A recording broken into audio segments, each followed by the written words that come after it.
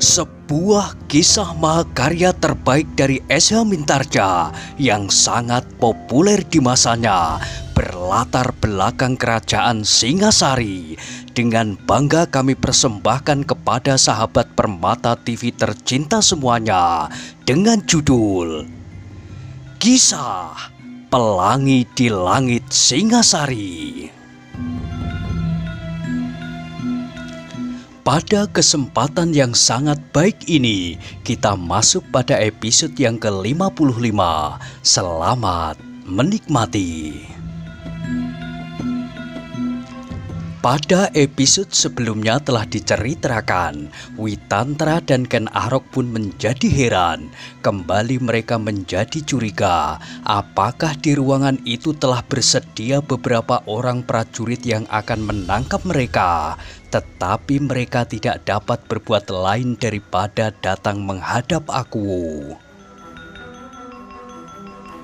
Kembali mereka terkejut ketika ruangan itu benar-benar kosong. Tak seorang pun yang dilihatnya berada di tempat itu. Karena itu maka segera mereka pun pergi ke sudut ruangan dan duduk di atas sehelai tikar yang telah direntangkan. Sesaat kemudian mereka mendengar suara Aku terbatuk-batuk. Dan kemudian mereka melihat Aku Tunggul Ametung keluar dari dalam biliknya. Witantra dan Ken Arok segera menundukkan wajah mereka dengan hormat menyembah Akuwunya. "Apakah kalian telah lama menunggu?" berkata Akuwu itu. "Belum, tuanku," sahut Witantra. Akuwu Tunggul Ametung berjalan perlahan-lahan mendekati mereka, dan di luar dugaan Witantra dan Ken Arok, maka Akuwu itu duduk di tikar yang sehelai itu pula. Witantra dan Ken Arok menjadi bingung. Mereka segera beringsut ke belakang, sehingga mereka tidak lagi duduk di atas tikar itu. "Jangan menjadi segan, duduklah sebaik-baiknya." "Tetapi tidak apa-apa," potong Tunggul Ametung. Witantra dan Ken Arok benar-benar menjadi heran melihat sikap Akuwu itu. Demikian juga Juru Panebah yang duduk di kejauhan di tangga ruangan itu untuk menunggu perintah Akuwu. Tetapi Juru Panebah itu tiba-tiba terkejut ketika Akuwu itu berteriak, "Pergi! Pergi! Kau mau apa duduk di situ?" Juru Panebah itu menjadi semakin heran. Meskipun demikian ia pergi juga. Ia tidak tahu kenapa ia harus pergi. Sebab setiap hari ia sendiri atau kawannya yang sedang bertugas selalu duduk di tangga itu untuk menanti perintah Akuwu setiap saat. Namun ia tidak mau memikirkan lagi. Dengan lesu ia melangkah ke sudut istana. Dua orang pelayan dalam yang bertugas di tempat itu segera bertanya, "Hei, kenapa kau datang kemari?" Juru Panebah itu kemudian duduk pula di antara mereka sambil bersungut-sungut. "Aku sedang bingung. Aku diusirnya dari tempat itu." "Dari mana?" "Dari tangga ruang dalam." Kedua pelayan dalam itu tertawa. "Apakah kau tidak dapat mencari tangga yang lain dan duduk di sana?" Juru Panebah itu memandang kedua pelayan dalam itu dengan wajah yang gelap. Jawabnya, "Kau sangka hidupku hanya berurusan dengan tangga-tangga saja?" Kembali kedua pelayan dalam itu tertawa, tetapi mereka tidak mau mengganggu Juru Panebah itu lagi. Di ruang dalam di hadapan bilik Akuwu Tunggul Ametung, Witantra dan Ken Arok duduk bersila sambil menundukkan wajah mereka dalam-dalam. Akuwu Tunggul Ametung sendiri duduk beberapa jengkal saja di hadapan mereka.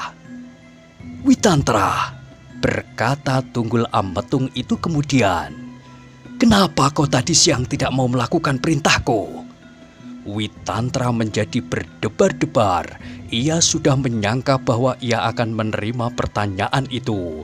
Namun ia tidak menyangka bahwa nada pertanyaan itu sedemikian lunaknya. Disangkanya Aku Tunggul Ametung akan membentaknya dan menuding hidungnya sambil memerintahkan beberapa orang prajurit untuk menangkapnya. Kini ia harus menjawab pertanyaan itu dan ia tidak dapat berkata melingkar-lingkar. Ia harus mengemukakan alasan sebenarnya kenapa ia tidak dapat turut serta melakukan penculikan itu. Maka katanya kemudian, "Tuanku, hamba tidak sampai hati untuk ikut serta berbuat sedemikian terhadap seseorang gadis." "Kenapa?" "Tuanku, bukankah dengan demikian berarti bahwa kita sudah tidak lagi menghargai sesama? Dan bukankah dengan demikian kita sudah merusakkan kemanusiaan? Tetapi bukankah menjadi kewajibanmu untuk melakukan setiap perintahku?" "Hamba tuanku, hamba dihadapkan pada kewajiban yang bertentangan dengan perasaan hamba. Dan bukankah hamba juga mempunyai kewajiban yang lain? Kewajiban untuk menegakkan kemanusiaan dan melindungi sesama. Tuanku, hari ini hamba benar-benar merasa bahwa hidup hamba benar-benar tak berarti." "Kenapa?" "Hamba sama sekali tidak dapat melakukan kewajiban hamba keduanya. Tidak dapat melakukan kewajiban hamba sebagai seorang prajurit karena hamba tidak melakukan perintah Aku. Namun hamba juga tidak dapat melakukan kewajiban kemanusiaan itu." Aku tidak segera menyahut. Direnungkannya kata-kata Witantra itu dan dicernakannya di dalam hatinya. Ruangan itu sesaat menjadi sepi. Aku Tunggul Ametung mengangguk-anggukkan kepalanya, sedang Witantra dan Ken Arok menundukkan wajahnya menatap anyaman tikar pandan yang bersilang-silang. Tunggul Ametung mencoba kembali lagi membayangkan apa saja yang sudah terjadi hari itu atasnya. Pagi-pagi kuda Sempana datang menghadap kepadanya, memberitahukan bahwa ia tidak sependapat apabila mereka pergi berburu ke barat.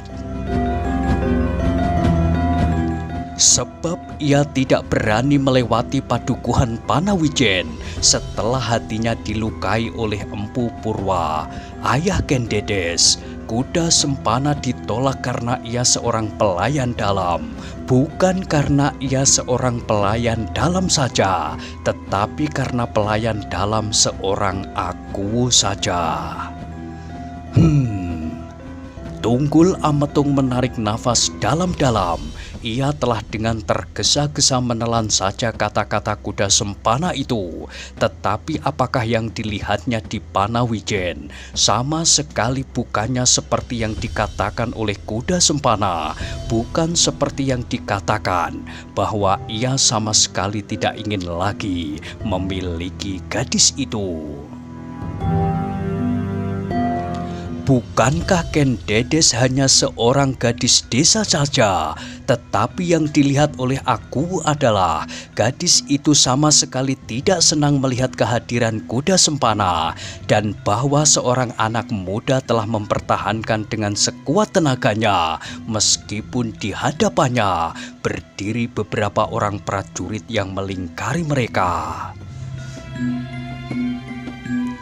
Bukan itu saja, di sepanjang jalan pulang pun mereka bertemu dengan seorang anak muda pula yang menurut kuda Sempana adalah kakak gadis itu. Gambaran-gambaran itu hilir mudik kembali di dalam kepalanya. Dicobanya untuk mencari kesimpulan apakah kuda Sempana berkata sebenarnya atau telah menjebaknya dalam tindak kekerasan yang memalukan. Aku itu pun kemudian menarik nafasnya dan berkata, "Ken Arok, bagaimana pendapatmu tentang peristiwa yang terjadi itu?" "Hamba menyesal, tuanku." "Apakah yang kau sesalkan?" "Bahwa peristiwa itu telah terjadi." Aku mengernyitkan alisnya, kemudian kepada Witantra dan Ken Arok itu diceritakan olehnya apa yang didengarnya dari kuda sempana dan apa yang telah mendorongnya untuk melakukan perbuatan itu. Witantra menggigit bibirnya untuk menahan gejolak hatinya, sedang Ken Arok tergeser surut. Diangkatnya wajahnya dan ditatapnya wajah aku sesaat, namun kembali Ken Arok menundukkan wajahnya. Terasa sesuatu bergetar di dalam hatinya, dan dengan tiba-tiba saja ia merasa menjadi semakin kecewa terhadap Tunggul Ametung. Aku itu benar-benar seorang yang aneh. Sekarang semuanya telah terjadi. Setiap orang di Panawijen dan seterusnya setiap orang di Tumapel akan menyebut namanya sebagai seorang yang telah merusakkan hidup sepasang anak muda dan melukai hati segenap penduduk Panawijen. Tetapi Tunggul Ametung itu pun ternyata menyesal pula di dalam hatinya. Disesalinya pula wataknya yang agak terlalu tergesa-gesa menentukan suatu sikap. Ia dapat berbuat demikian di dalam istananya tanpa akibat yang dapat mencelakakan orang lain. Ia dapat berbuat demikian untuk hal-hal yang kecil, tetapi untuk hal yang penting seperti peristiwa ini adalah benar-benar menyesatkan. Dengan suara parau maka aku itu berkata, "Witantra dan Ken Arok, bagaimanakah pendapatmu tentang gadis itu?" Mereka menggelengkan kepala mereka dan Witantra menjawab, "Apakah yang akan tuanku perbuat?" Aku memandang Witantra dengan tajamnya, tetapi ia tidak segera dapat menjawab. Sekali-kali dipandanginya tubuh Witantra yang tegap kuat, seorang prajurit yang mengagumkan, seorang prajurit yang baik, yang tidak pernah mengabaikan tugasnya. Namun ia terpaksa menolak perintahnya karena ia tidak dapat dipaksa untuk mengkhianati kemanusiaan. Tetapi sebagaimana dikatakannya sendiri, ia telah gagal melakukan kewajibannya sebagai seorang prajurit dan kewajiban kemanusiaan. Sedang di sampingnya duduk seorang pelayan dalam yang belum lama berada di dalam istana. Namun orang itu benar telah mengejutkan aku. Ketika dilihatnya ia bertempur melawan Mahesa Agni, maka tampaklah betapa ia mampu berbuat sebagai seorang prajurit yang baik, melampaui kuda sempana. Bahkan tangannya telah membunuh seorang prajurit dengan sebuah pukulan. Meskipun mula-mula Ken Arok tidak melawan perintahnya, bahkan mencoba melakukannya, namun ternyata bahwa desakan hatinya telah membuatnya berbuat sebaliknya. Bahkan telah dibunuhnya seorang prajurit di hadapannya, di hadapan seorang aku. Tetapi Mahesa Agni itu pun telah menarik perhatiannya. Ia adalah seorang anak pedesaan. Namun menilik caranya berkelahi, maka ia bukanlah anak pedesaan kebanyakan. Dalam berbagai perasaan dan angan-angan itu, maka terluncurlah kata-kata aku. "Witantra, apakah kau melihat seseorang yang telah dilukai kuda sempana?" "Ya," jawab Witantra pendek. "Siapakah dia?" "Anak muda itulah bakal suami Ken Dedes." Aku Tumapel menganggukkan kepalanya, kemudian katanya, "Besok panggillah dia kemari." Witantra dan Ken Arok mengangkat wajahnya bersama-sama. Mereka saling berpandangan dan di dalam hati mereka terdengarlah sebuah pertanyaan. Apakah aku belum tahu bahwa anak muda itu telah mati? Aku memandang kedua orang itu dengan heran. Karena itu maka katanya, "Kenapa?" "Tuanku," jawab Witantra dengan nada yang rendah, "anak muda bakal suami Ken Dedes yang bernama Wiraprana, putra buyut Panawijen itu telah meninggal dunia." "Heh?" Aku terkejut bukan main mendengar berita itu. "Jadi anak itu mati?" Witantra menganggukkan kepalanya sambil menjawab, "Ya tuanku, anak itu mati." "Jadi kuda Sempana telah membunuhnya?" "Ya." "Setan kuda Sempana itu," desis aku Tunggul Ametung. "Tetapi ia sendiri pasti tidak akan berani berbuat begitu, tuanku." "Oh." Tunggul Ametung menundukkan wajahnya. Perlahan-lahan terdengar ia berkata, "Ya, aku tahu maksudmu. Bukankah kau ingin mengatakan bahwa kesalahan itu terletak padaku? Bukankah aku telah melindunginya untuk melakukan kejahatan itu?" Witantra dan Ken Arok tidak menyahut. Sesaat mereka berdiam diri dan dibiarkan aku Tunggul Ametung tenggelam dalam penyesalan. Kemudian terdengar aku itu berkata, "Witantra dan Ken Arok, aku maafkan segala kesalahanmu. Aku lupakan kataku dan ancamanku. Meskipun telah terucapkan oleh seorang akuwu untuk menghukum kau Witantra, namun ucapan itu meluncur dalam ketidakwajaran ingatanku." Witantra dan Ken Arok menundukkan wajahnya dalam-dalam sambil menjawab, "Terima kasih tuanku." Namun di dalam hati mereka terbersihlah suatu pertanyaan. Bagaimanakah kalau hukuman itu terlanjur jatuh atas Witantra? Dan sekarang Witantra, apakah yang harus aku lakukan atas kuda Sempana? Witantra mengerutkan keningnya, kemudian katanya, "Tuanku, semua ini adalah akibat dari kelicikannya, sehingga aku Tunggul Ametung terseret dalam perbuatan tercela. Karena itu, maka hukuman yang diberikan kepadanya adalah hukuman yang harus sesuai dengan perbuatannya. Karena perbuatannya pula, maka sebuah jiwa yang melayang dan sebuah hati telah pecah berkeping-keping. Apakah yang dapat ditemukan kembali dalam hidup seorang gadis seperti Ken Dedes itu?" Ya, jawab Tunggul Ametung terbata-bata. "Aku sependapat. Tetapi Witantra, aku adalah seorang akuwu. Sudah tentu aku tidak dapat menjilat ludah kembali tanpa alasan. Aku telah menyetujui, bahkan mengantar kuda Sempana sendiri mengambil gadis itu ke Panawijen. Sekarang, apakah aku dapat menghukum kuda Sempana karena perbuatannya itu? Bukankah dengan demikian, hukuman itu pun pantas jatuh atasku pula?"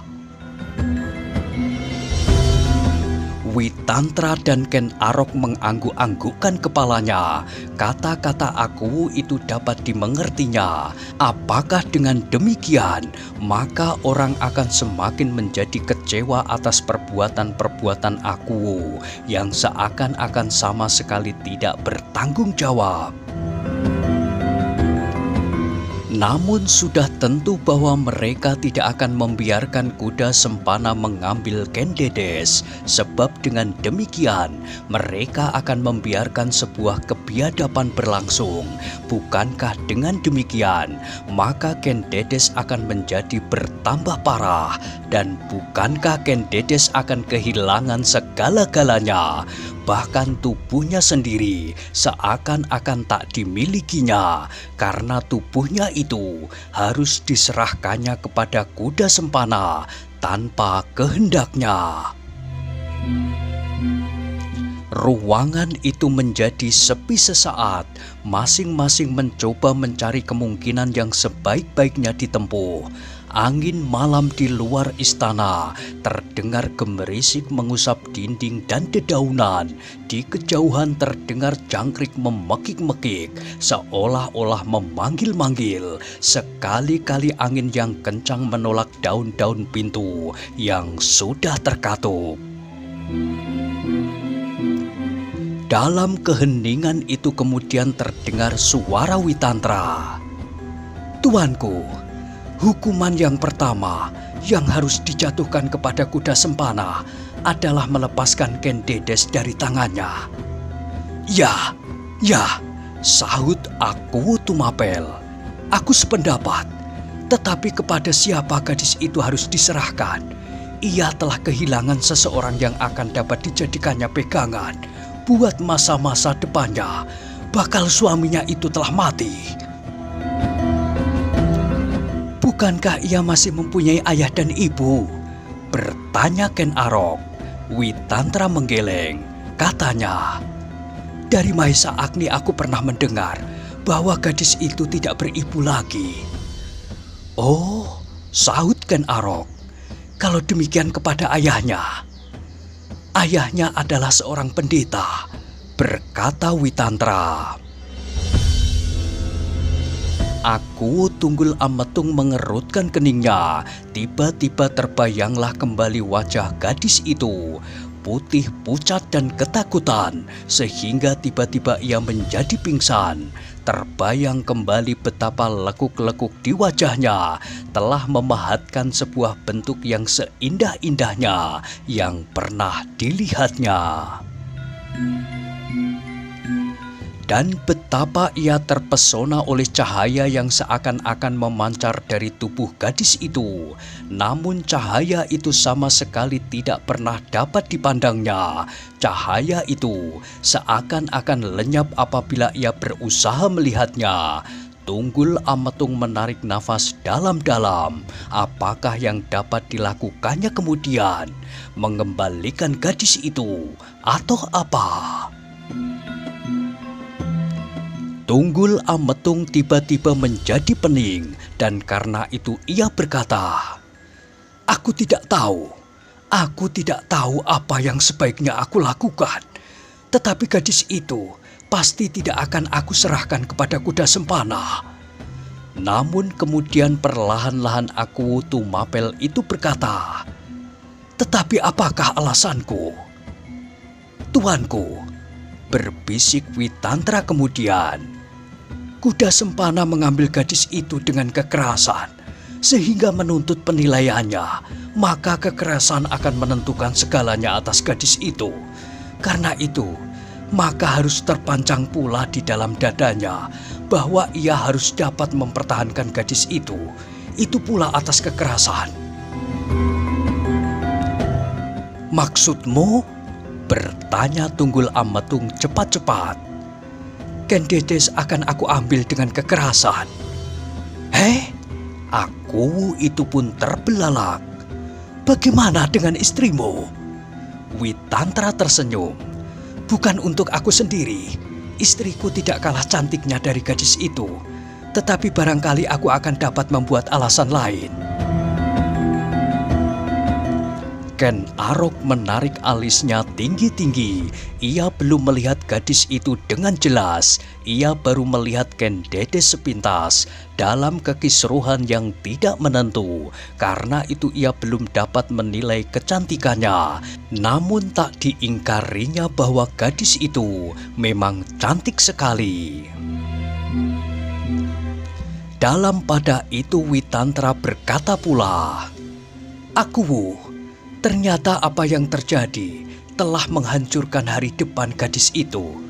Karena itu, maka sebaiknya Aku mempertimbangkan apakah Aku dapat berbuat sesuatu yang dapat sedikit menghiburnya buat masa yang akan datang." Aku Tunggul Ametung mengangkat wajahnya.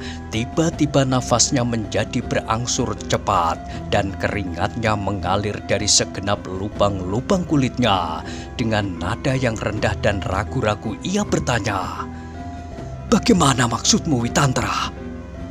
"Maksudku, Aku, Apabila mungkin, maka aku akan dapat memberi sedikit hiburan kepada gadis itu. Kalau dikehendaki oleh gadis itu, biarlah aku mengambilnya menjadi menantu. Aku dapat memandang salah seorang hamba aku yang dapat aku timbang sesuai dengan gadis itu. Sudah tentu atas kerelaan Ken Dedes sendiri. Dengan demikian, maka apabila aku berhasil, maka sedikit banyak aku akan dapat meringankan penderitaannya, meskipun tidak akan dapat ganti seperti apa yang telah hilang itu baginya. Dalam hal ini, biarlah Ken Dedes memilih sendiri atas orang-orang yang aku tunjukkan kepadanya. Mungkin dengan demikian, maka penderitaan hatinya akan dapat diringankan karena bakal suaminya terbunuh oleh kuda sempana itu. Kalau demikian, Witantra, dalam waktu yang pendek, kau masih belum menemukan alasan untuk itu, untuk mengambilnya dengan kekerasan. Sedang dalam waktu yang singkat, kuda sempana pasti sudah akan datang mengambilnya. Mungkin besok, lusa, atau bahkan nanti malam. Bukan soal yang sulit bagi aku. Biarlah aku memerintahkan kepadanya supaya gadis itu tetap di istana. Aku mengerutkan keningnya. Alasan itu akan dapat dikemukakan, tetapi harus dicarinya seorang laki-laki yang berkenan di hati Ken Dedes. Baru Witantra akan merebut gadis itu atas namanya. Aku itu menggelengkan kepalanya. Terlalu lama, Witantra, terlalu lama. Belum pasti nama itu akan disetujui oleh Ken Dedes. Baru setelah mendapat nama yang tepat dan disetujui oleh gadis itu kau berbuat untuknya. Witantra tidak menjawab, tetapi ia memandang Ken Arok dengan sudut matanya. Kalau Ken Arok mau menyebut dirinya, bahkan mau berbuat untuk dirinya, maka dalam takaran Witantra, maka Ken Arok pun memiliki kemampuan yang dahsyat, sebab dengan tangannya ia mampu membunuh seorang prajuritnya dalam satu ayunan. Ken Arok masih saja menundukkan wajahnya. Ia tidak berani berkata apapun juga, sebab ia pun belum juga beristri. Kalau aku nanti menunjuknya, maka akan kisruhlah hatinya. Ia sama sekali belum ingin berumah tangga, mengingat keadaan dirinya dan hidupnya yang baru saja dibinanya. Ketika terasa olehnya Witantra dan aku Tunggul Ametung memandanginya, maka Ken Arok segera menunduk dalam-dalam. Dalam pada itu tiba-tiba Witantra berkata, "Aku, sekarang biarlah aku berbuat untuk siapa saja. Apabila ternyata nanti Ken Dedes tidak bersedia, maka biarlah Ken Dedes menentukan nasibnya sendiri. Tetapi ia sudah bukan milik kuda sempana lagi." Aku Tunggul Ametung menganggukkan kepalanya. Jawabnya, "Sekehendakmu lah, Witantra.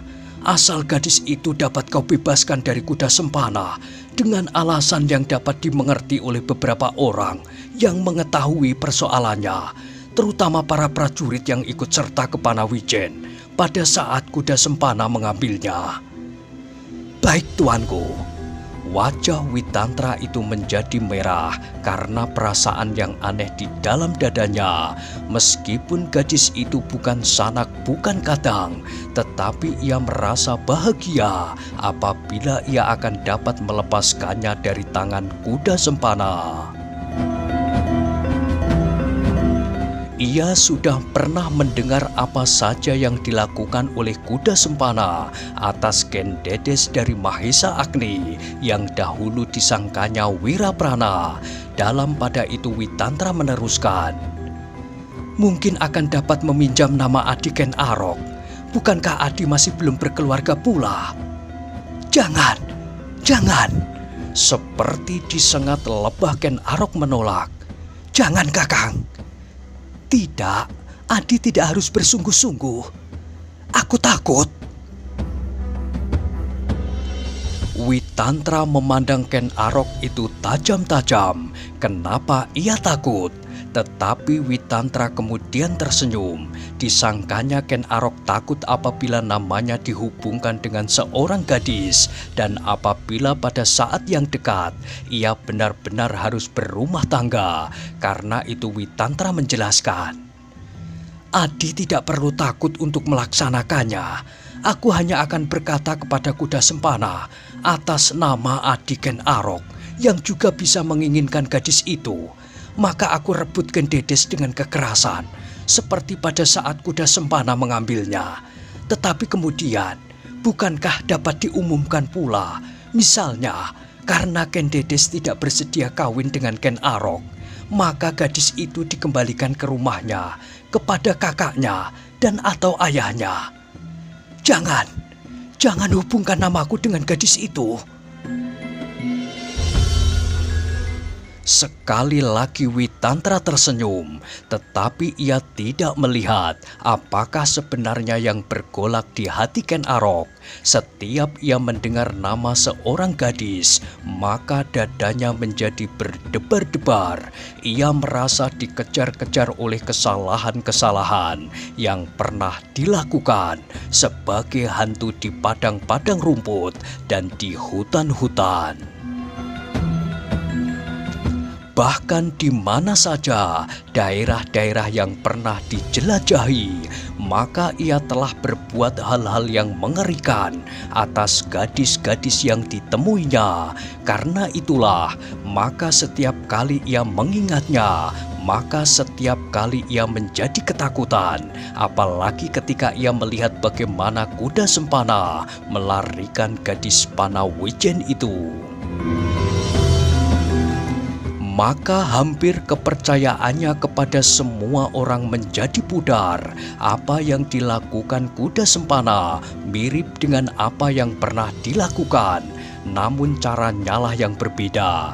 Cara yang ditempuh adalah cara hantu ladang dan padang.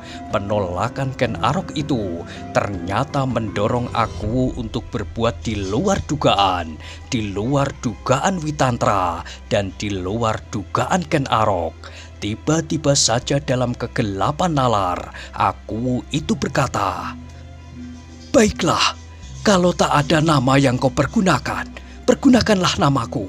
Aku Tunggul Ametung."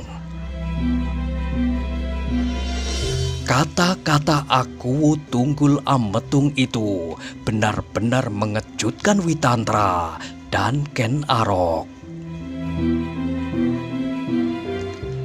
Nah, bagaimanakah kisah selanjutnya? Silahkan ikuti terus kisah Pelangi di Langit Singasari pada episode berikutnya. Sampai jumpa.